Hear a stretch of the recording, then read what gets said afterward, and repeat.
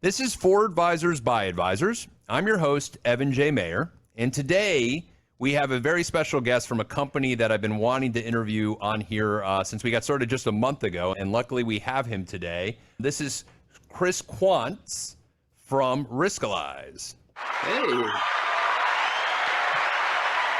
Oh, they're excited for you, Chris. I love that. That's fantastic. Hey, Evan, thanks for having me on the podcast here. This is fantastic. Yeah, absolute pleasure, and I'm glad to have you on. And by the way, what a name, Quandt, for what we do. It's just like, Yeah. when they hired him, they must have been like, good-looking guy, speaks really well, going to be able to help market us, and his last name is Quandt. What's better than that? Yeah, right. I've been told that a couple times. Yeah. Yeah, that's still the deal. And he's the Success Enablement Manager for Riskalyze. And Chris has been with Riskalyze pretty much halfway through its existence. I think it got started in 2011. I believe you joined in 16. Am I right about that? Right at the beginning of 16. Yeah. So we were just had about 100 people, just a little under 100 people at that point working for Riskalyze. So yeah. And now about 250, I think, right? We're getting there. Yeah, we're getting there. So it's grown, it's expanded, and how the product has expanded over those years. It's been really exciting to see. We compared to being on a rocket ship, man. It's just been a crazy ride. Yeah, it's an exceptional product. And the reason I wanted to invite you on was because I'm a humongous fan of the software. And whenever anybody, like one of the guys that I have had on the podcast early on, who's pretty big into LinkedIn, wrote something about joining, that he finally found Riskalyze at a conference. And he was like, and I was like, oh, that is so awesome. So first and foremost, big shout out to Craig Weinstein, who's a user of Riskalyze. He about 2 years ago, we were talking about our practices and what we do. And he's like, I got this Riskalyze software. It's phenomenal. And it walks me through all this portfolio management. And I'm like, let me look at this thing. And then when I got looking at it, the portfolio analytical tools were great. But I think what makes me the most excited thing is you guys actually put a number on it. And that's a phrase, but that should be your tagline. We put a number on it. But the concept of risk for clients is that by putting somebody in a bucket of 5, and there's a couple of other competitors that are going to be, they're trying to build software like yours. And when they build it, and 2 of them have asked me to look at it prior. And when I looked at it, I said, you're missing out still. You got one of these 5 buckets. I said, you got to put an actual number on it. And what Riskalyze does that I think is just ultra phenomenal is that you put a number on a client's risk tolerance, and it will fit into the financial plan of Money Guide Pro and some of these other softwares that are out there. But what I also love is that you don't look at a stock portfolio and go, hey, that's a moderate aggressive portfolio or an aggressive portfolio because it's all in stocks. You actually break down the positions. Yeah, absolutely. It's so interesting that you say that. And kind of in the early days, I've heard the stories like that was kind of a huge debate. Like, is it a single number? Can we put a number on this? So yeah, it is an interesting way to approach it for sure. Yeah, so it's absolutely phenomenal. And like I said, you can look at a bond or a structured note. I think you guys had teamed up with Halo. Are you guys still teamed with Halo? Yep. For that? Yeah, for our structured note products. Yeah, so it's very neat because it will actually give you the risk tolerance. And what I love about it, and just so everybody understands, Tesla might have an implied volatility of where it will score it on Riskalyze as a 99, where it might take a Johnson & Johnson stock, which is, I believe, at a 68 last I looked at it. And it's significantly less risky than Johnson & Johnson. It looks at the actual specific holdings of each of the accounts. Yeah. And that's kind of one of like we like to say, putting the feet and inches into risk tolerance, right? Because we have these subjective terms in our industry, like moderately aggressive, moderately conservative. And, that could mean something different to me than it does to you, than it does to the next person that walks in the room, right? Like, what does that mean? And so you don't have a contractor that said, I want you to build a moderately aggressive hallway to a conservative dining room. Like, what does that look like? It's up to their interpretation. So let's put a number to this, again, to kind of help quantify that and just create these common talking points. And, I talked to a ton of advisors said, this coming in there gives me an easy way. Like, I don't have to talk about beta or alpha or Sharpe ratio. I can just show somebody like this. And the common analogy that we get is it looks like a speed limit sign, right? So how fast, let's get a number of how fast you're comfortable traveling. And let's see then, like I said, that tells half the story, right? Like, okay, you're comfortable going to 55. Well, 55 in relation to what? Okay, now let's, like you're saying, get to those individual investments in your portfolio and let's get a risk number for that. How does that speed compare to how you're comfortable traveling? And then let's have the conversation around that. It's absolutely phenomenal. So I'm going to stop highlighting it for a quick second, just asking some questions. And then I do want to kind of jump back and forth on the advisor side of Yeah. things. But Chris, tell us a little bit about the history of Riskalyze. I've seen it's been out since 2011. When it was created, kind of progression over the last 11 years, and then what you also see for the future of the company. Yeah, absolutely. So history, basically that started, if we want to go back to kind of the original origin story, it started between a conversation between two friends, our co-founders, Aaron Klein and Mike McDaniel. Aaron Klein, CEO of Riskalyze, and Aaron was working for an option trading company at the time. And he and Mike were just having a conversation. Mike was the financial advisor. And Aaron said, it's just crazy how individuals approach risk. And Mike said, you think that's crazy? You see how financial advisors approach the concept of risk. And so that idea just kind of percolated for a couple of years. And then, around 2011, they got together and decided, we could probably put a prototype of this together because basically Mike's saying, we need a way to help clients understand in a short term, just build out this framework to how to understand and react to risk appropriately. And then basically the idea how we formulated out of that is to turn a fearful investor who makes bad short-term decisions into a fearless investor who makes great long-term decisions. And those decisions, step by step, can help us reach those long-term financial goals. And so that's where the framework of Riskalyze came in 2011, got a prototype out there. And it was actually, interestingly enough, it was originally formatted for the individual mom and pop investors. And that's kind of how they proved the concept of Riskalyze. And Aaron, they were trying to get to connect it to some bigger firms, and it just wasn't taken. And Aaron says he calls it his Apollo 13 moment in 2012, was flying back from a meeting, and they had proven the risk number, had a lot of money on the risk number, but how do we monetize this more? And he said, basically, if you remember in the movie Apollo 13, when things are just going like crazy, and Gene Kranz, the flight director, says, well, what do we have on the spacecraft that's good? And so Aaron kind of wrote that down and said, hey, what do we have good? And he said, we've proven this risk number. And the idea of now, like, this could really help with financial advisors talking to their clients. And they said, we've got some few months of money left in the bank. Let's just re-gear everything towards the financial advisor. And, the rest is history. About 10 years later down the road, it's been really cool to see the climb that's happened. The one negative of Riskalyze when I first started using it was the speed. And what I've noticed over the last few months is that you guys were able to fix that. My gut tells me that the growth in the last 3 years has been significant for Riskalyze, and that caught up with you guys. Am I right? That's my conspiracy theory on it. No, you're right on. So your conspiracy websites are correct, but it was, the internet 4 years ago, as we see, is ever evolving and ever changing. And the framework that was built on back then, eventually things catch up. And so we have absolutely retooled from the bottom up just to say, hey, how can we load things to where the advisor surfaces sees what they need to see? Because all these portfolio information, all this information doesn't all have to just jump at you at the same time. Like, let's get what's theirs first, and all the calculations that are happening in the background, those can come in later. So getting a little nerdy and technical there, but the team really did take a look at that and just kind of retooled, and how can we do this better? And that's part of the thing, is just when you're trying to innovate, you're trying to do what's best, not only for your client, your end product user, your consumer, but like, how can we also disrupt even more and come in here and even be even a more valuable tool for advisors to use? So absolutely right. We're doing that and getting to the end of that project here. And we call it, internally, we call it P7. This is the 7th iteration of the portfolio experience inside of Riskalyze. So it's kind of crazy to think of how many iterations we've had throughout the years, but yeah, that's where we're at, and loading even faster now. So we're really excited about that. It's smart. And I don't know if you have an advisory panel. If you don't, you should, because the one thing is that when you're sitting with the client, you want that risk numbers to come up quick. And luckily you guys did fix it. It used to take a little long, and they were like, be patient, we'll be patient. And I'm like, I'm being patient. And, but you know what? Now it loads within a minute. And there's sometimes in some of my portfolios where there's hundreds of positions. And so, and that's the important thing, is that, initially, I think the speed was set up if you had a mutual fund wrap, and now it's set up no matter how you manage money, which is very important. Absolutely. Portfolio sizes change. They vary depending on your money managers, what you're using, exactly how they're built out. And it needs to be able to fit and accommodate all of that. And they're getting a little bit bigger. That's fine. It does need to be that, because you're absolutely right. Like, one of the reasons that the heart, I think, and the heart and soul of Riskalyze is to be client facing. Now, yes, we have analytics that I say, hey, these are helping advisors prep for that meeting. So if you're thinking about stats or individual security analysis, something like that.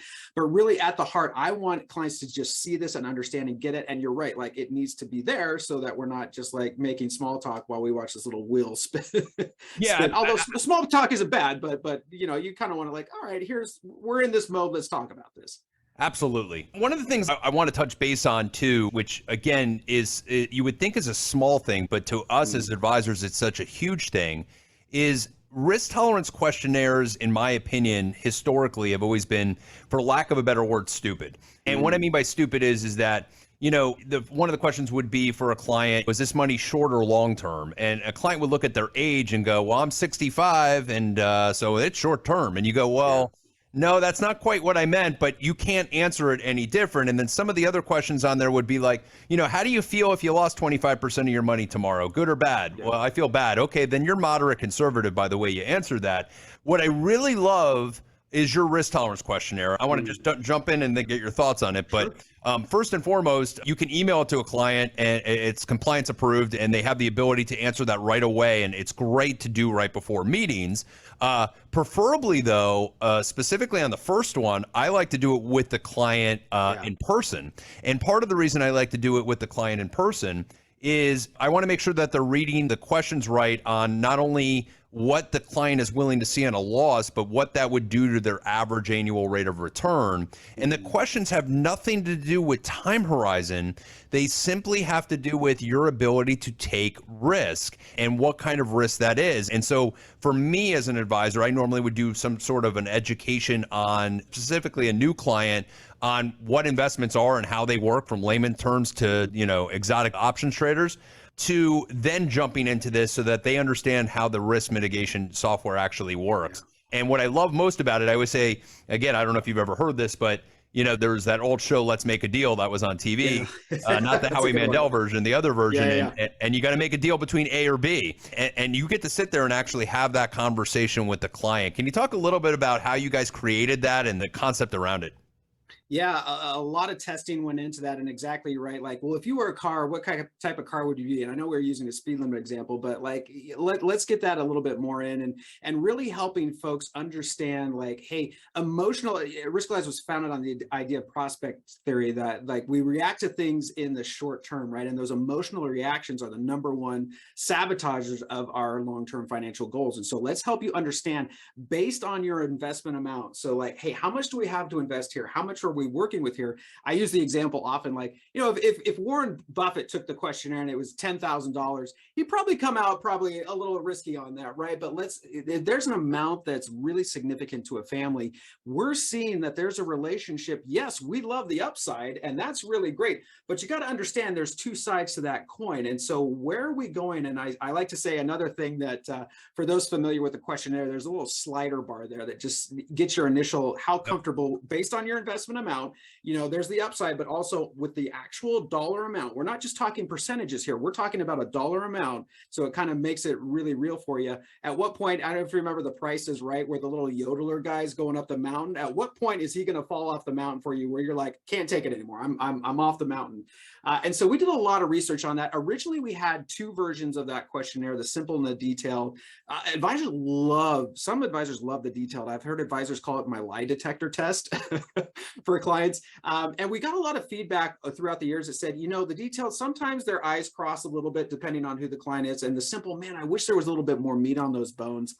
So we have what's called the next gen risk assessment that you're talking about, Evan. And that really is kind of like, hey, let's make this easy enough for clients to understand. And by the way, I love, and that's one of my best practices, is the first time you're taking it through it with them, just be there just to offer guidance. Not that you're telling them how to answer, but hey, any clarification that needs to come through so you get the concept. Like I always say, like people come to you like you're a doctor, they're getting the second opinion so many times, especially with prospects. Like help me kind of confirm maybe what I'm feeling uneasy. Doctor, it hurts when I do this, right? And then the joke is, well, then don't do that. But like maybe here's why. And then let's make a deal. Like, let's go through that and see, here's the option that you have to choose. I've been wearing glasses, I wear contacts now, but I always use the optometrist. Like, what looks better to you, A or B, A or B? And you are making those decisions now. So we did a lot of research through our next gen risk assessment to get a little bit more meat on those bones. That gives the advisor information. It's but perfect. Also helps the client easily go through it. Yeah. So I think it's been a great development. I think it's perfect. I think it does everything. The only thing I would say that maybe change a little bit is just change the numbers a tad bit on A, because sometimes you'll get through 3 questions as the same A, and then. Yeah. But I know why you're doing it. You're wanting them to eventually get to B, and so I know that the math makes sense. And by the way, I fully agree with Chris, with him fully agreeing with me that you should do it with the client on the first time. But I also think what's important to add on there is that you make it clear to the client that you're not going to answer the questions for them. So you're just there to read it to them and to explain it to them so that it's an actual thorough risk tolerance questionnaire that they can do. So I just wanted to add that on because I think that's somewhat important. Well, and I'll tell you, and if I could add this in real quick, I use this example often. It's also when you're talking to households, it's also just a great conversation starter. I use my wife and I as an example. We've actually gone through this. Our advisor uses Riskalyze. I had to have that prerequisite in there. But I knew my wife is more pedal to the metal than me. But again, making it more quantitative, I come in. So my number's about a 72. For those that are listening, the S&P and the time that I've been at Riskalyze, just for a point of reference, the S&P's been anywhere between like a 75 and a 78 is where it's been about there. So I'm a little under the S&P. My wife, now I'll just give you, maybe you can guess what my wife's number is going to be here. So for Christmas, she got us a couple skydiving event where we're just going to jump out of a perfectly good plane strapped to somebody we don't know, I guess. And she got it off of Groupon. So let's send that to the lowest bidder. Yeah, she came in at a 94. And so, but now are we going to invest as a 94? Are we going to invest as a 72? Probably somewhere in between there, but at least it gets the conversation started and we can start to go from there. Again, with that education piece and helping them understand. Yeah, and I think one of the things I always ask the client is, which one of you is the watcher, I call it. And there's always 1 out of 2 that is watching the statements more. And my contention is that, if the watcher is the higher risk tolerance one, we'll lean a little bit more towards the higher risk tolerance one because that person can handle it. Where if the watcher is the lower risk tolerance one, well, we're going to go a little bit more towards wherever the watcher goes. And the reason is because the non-watcher is not watching the volatility while the watcher's watching the volatility. So. Who's going to get freaked out the most and who's going to pull the ripcord, the quickest and get out? You're absolutely right. Yeah, if you're an advisor on this podcast and you're not using Riskalyze, consider it a try. I think you'll like the dynamic of how you can work with the client. That's one of the things it does, by the way. The second thing it does is it actually breaks down the portfolio and gives it an actual risk score per account, per position, and per overall. And then it also has a GPA score. Can you talk a little bit about how the GPA score works and the analytics behind that? Yeah, absolutely. So it's basically GPA is an efficiency metric, and people are thinking GPA like school GPA. You're absolutely right. So the GPA range is from 1.0 to extra credit is all the way up to 4.3. So if you're thinking kind of like in school, like we want to make it relatable, again, being a visual thing that people can relate to. So 1.0 is Bueller, all the way up to extra credit. Now we like to say about 3.5 or higher is head of the class. Most advisors that I talk to like to see it around a 3.7 or higher. And so absolutely, that's fine. And it's basically an efficiency metric. So kind of like the joke for a long time is we call it Riskalyze, not Returnalize, for a reason, because yes, returns are great, but I really want to see where at that point at what you're going to capitulate and you're going to basically sabotage your long-term investing. So we can talk returns, right? But that does play an effect into it, right? And so I call this another tool in the advisor's tool belt to say, basically, how much return are we getting per unit of risk in this portfolio? And that's based on dividends and expense ratios, and that potential annual return are the kind of the metrics that go into that. But basically saying, hey, not, let's just say that a portfolio that comes in at a risk number 52, for instance, not all of those portfolios are created equally. So if you have, let's say, a prospect that comes in and maybe they go through the questionnaire and they're in the 50s, and you bring in their portfolio that's being managed outside by somebody else, and that comes in maybe close, it's not this vast different, but maybe the GPA is something where you say, yeah, that's okay, but we can actually bring in another portfolio here that's still going to be close to your risk tolerance, but we're actually building you out a more efficient portfolio to make sure that we're staying on track, not only with your expectations of where risk and return come from, but also saying, let's get you a more efficient portfolio that's going to help us maintain and stay on track to meet those long-term goals. Yeah, it's great. I mean, now I might use it a lot because right now my GPA is at like 4.1 for my clients, and so they're pretty happy to see that. Nobody's happy today, but they're happy to see that it's being efficient, correct? So, talk about your expansion. I'm an independent advisor, so I was able to utilize your software. And part of my argument is that when you are independent or you go RIA, you have a little bit of flexibility on the softwares you can use. How are the banks and the institutions starting to are they finally coming to you guys and saying, the independent space has been raving about you, we want in? Yeah, so we've been having some of those larger conversations now. I'll throw out a few names. Cetera is one of them that we recently were able to talk about recently, about having folks be using that and kind of going firm wide there. So yeah, that's one of the focuses, and we're talking about in the future, is like, how do we become a firm wide solution? So we're in the Reg BI environment, right? And so, it's kind of boring to talk about regulations and all that, but really how Riskalyze can help these bigger firms make sure that we're quantifying that risk tolerance, that we're checking off that box. So that's one of the areas that we're expanding into too. We've got Riskalyze trading. So really, advisors are making decisions inside of Riskalyze. So how can we then help them move that onto the custodial platform? So that's been around for a few years now, but still going in that way with trading as well. But yeah, really helping it become, we like to say that desktop solution for firms to be in that. One of the things that we're kind of talking about that firm wide is we're calling it command center. So those home office levels can now say, hey, I've got my advisors in here, and I can just quickly at a glance just look at the clients and how their risk number lines up with their account objectives, et cetera, and have a firm wide view into that. So that's something that we've recently expanded to, is that command. That's probably really exciting. I as a supervisor, I would be really into that, because I think that you at least can put, like you said, put a number on it, right? Exactly. You can put a number on the client or success. Let's talk about the third piece. The third piece is also interesting, because this is where I think firms are trying to, trying to develop a software that's like yours, but yours does go into all the analytics that an advisor wants to see that maybe a client does not want to see. And it breaks down everything from mutual funds, ETFs, individual stocks, individual bonds, preferreds are in there, the structured notes are in there. I think that part of the software is actually revolutionary as well, and very easy to use, better than any of the other softwares I've seen out there. Can you talk a little bit about that leg? Yeah, our data team, we lock them in a closet back in the back room there and have I crush the numbers. That's something that we put a lot of time and effort into that. And that's something that has definitely expanded out, especially with the bond coverage, with the structured note coverage, like we said, partnering with Halo early on to make sure that we've got more data and analytics feeding into that. And we've got our data and analytics team that, getting those REITs in, getting those alternative investments in. That's something that we've recognized, like the more that we can help put a risk number to that. And I talk to so many advisors that are like, hey, I like the fact that I have this, what I call an objective third party that's coming in that's agnostic, right? So we're not saying like a risk 99 or a risk number 1, like it is what it is. Now, not saying one's good or bad or indifferent, how comfortable are we taking those risks? So our data platform is something that we've invested a lot in to really expand that coverage. So when an advisor puts that in and again, we're looking at the individual security level, we can check that off. And our most, I call it our shiniest new object is discovery. So many, like one of the top feature requests I got is like, hey, I'm inside of Riskalyze. I just want to be able to search based on risk number, based on that GPA, based on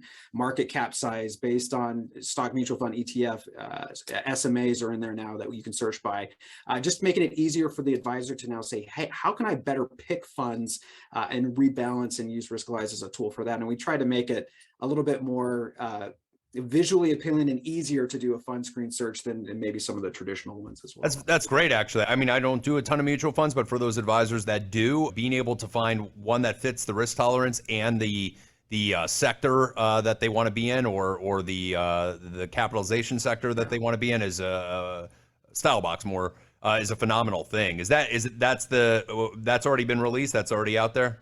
It's called Discovery. So if you're a Riskalyze user, it's at the top of your screen. Click on it and it'll open up another window there. And out of the investment universe, you start with all the investments, and then you can just filter down from there what you're looking for. A lot of different screeners or screens in there that we can filter through. Chris, what are you guys working on next? What do we not know that you can share a little snippet? I'll tell you what. So one of the things that really helps advisors in their workflow is integrations. And so we are deepening and looking into deepen our integrations so that the advisor in their tech, especially, firm-wide too, but, independent advisors, like kind of like, this is my tech stack, and man, would it be great if we could have these talk to each other better. We have a thing called study groups in here, which are we think of them like small mastermind groups where advisors are just in a room. I'm using room in air quotes because it's a Zoom meeting, but just talking with our product team. We bring our product managers into that and like, hey, what we like to say, if you were king or queen of Riskalyze for a day, what would you do? And integrations is one of the ones that we hear most frequently. So working on deepening our integrations with our integration partners and looking for new integration partners as well to make sure that the advisor's tech stack is covered is one of the things. And then Command Center, again, really helping home office be able to have a view and really expanding those capabilities out there to our roadmap for end of this year and going into next year. Yeah, I see that. I definitely see that being huge for firms and employee firms, specifically wirehouses, banks, things along those lines. Exactly. That could be a significant game changer for them. And we are lucky. I am affiliated with a firm that does have that ability where my accounts are automatically connected, which is a nice feature. Yeah. And I do know you guys are using Plaid, which obviously, there's some issues with getting full, accounts to connect there. So yeah, that would be my feedback too, I guess. The more we can get any outside accounts connected, easier, the better. Well, exactly. Using Plaid for what we call internally it's asset sync. So those accounts that aren't underneath the advisor's management, just another way to get a more holistic view of the portfolio in there, so we can get a risk number, like you said, an aggregated risk number. Yeah, 100%. And it comes in tremendously helpful. Chris, I say this on every one of the podcasts, and sometimes I wish when I was interviewed, people would give this to me. You're at the end of this call, and you're thinking, man, there's some advisors out there, how does Riskalyze take us to the next level? Or is there something out there to the audience? This podcast is for advisors by advisors. It's to every advisor out there. What do you got? I talk to so many advisors who talk about Riskalyze. There's three basic things that really help. One's kind of the more boring side, but it really is growing their business, setting great expectations to retain their business. And then again, if the SEC, God forbid, ever comes knocking, a way for advisors to show that they are acting in their client's best interest, that their fiduciary box is being checked. We actually had a story of an advisor who got audited by the SEC, and basically at the end, after they looked through Riskalyze, looked at the client list, the auditor actually gave the advisor a referral, one of their family members, just based off of how they were organized. So really, the idea of creating curiosity around that risk number, growing the business with those prospects, again, using things like stress tests and scenarios to set in a 95% historical range to set those expectations with your current clients. So don't know if you noticed, it's been a bit choppy this year. So clients have an expectation that yes, there is the upside, but we need to talk about the downside and starting the conversation around risk. Aaron, our CEO, says, I believe we're in the risk first decade, right? We've seen some things happen, the pandemic, Russia invading Ukraine, bonds and interest rates and everything like that. So really starting the conversation around risk. And we like to say that, not having a risk solution these days is kind of like not having a computer on your desk in the early 2000s. Like like it's something, it needs to be there, and we're happy to be able to help fill that space. Well, I will be first and foremost, and since I'm the only other person on this podcast, can be the only one that will say this, but I am internally grateful to you, your company, Aaron, and everybody else that created this. It took me, who is a certified financial planner, somebody that really takes my practice seriously. I was not doing risk tolerance questionnaires for the last 2, 3, 4 years because I would do them, but they didn't mean much because at the end of the day, they were, in my opinion, they were asking the wrong questions. And not only are you guys asking the right questions, you're determining what an actual risk tolerance score is. You're developing it into what their current holdings are, and then you're allowing the advisor to potentially improve it. And to me, that is everything. And I just want to say thank you. I'm so excited I found it. Again, shout out to my buddy Craig that found it for me. And the goal of this podcast is to share great things with other advisors. And I hope this podcast did that today. So, Chris, thanks so much. If anybody wants to reach you or reach somebody at Riskalyze, how can they get a hold of Riskalyze or you? Absolutely. So riskalyze.com. And by the way, Evan, thank you for allowing us to serve you and your firm. Like, that's what we say. Our mission statement is to create fearless investors. And we say that our advisors are doing heroic work out there by helping create those fearless investors. So thank you so much. And thanks for the opportunity for being here. But yeah, riskalyze.com. If you haven't checked us out, check us out there. We've got all of our resources listed there. If you want to learn more about the product, have a conversation with one of our team members to get a demo for that. If you're using Riskalyze, riskalyze.com/training. We've aggregated all of our resources right there for you, so you can get a hold of a coach. You can see all of our online resources. And then a lot of folks have like, hey, what's the methodology behind Riskalyze? Riskalyze.com/methodology. We've got a lot of our white papers there. So you want some light Saturday morning reading, I'm saying that sarcastically, a little wink there, but it really does curate a lot of the questions on what goes behind the Riskalyze engine there. So a lot of great resources for you there. Excellent, Chris. Thank you so much. And advisors out there, hopefully you enjoyed today's podcast. We're going to have some other people on from some other companies in the future, but to me, this is a company I've been using for a long time. And like I said, it does a great job for the clients. And even during times like this, when the market happens to be down, revisiting the risk score and risk tolerance and having those client conversations obviously is a huge benefit. So I hope you enjoyed today's episode. You know how to find us. You can email me at foradvisorsbyadvisors@gmail.com. Or you can find me on LinkedIn and message me there. Happy to answer any questions, get anybody in contact with Chris or his team. So, Chris, thanks again, and we'll see you on the next podcast. Thanks, Evan. Appreciate the opportunity.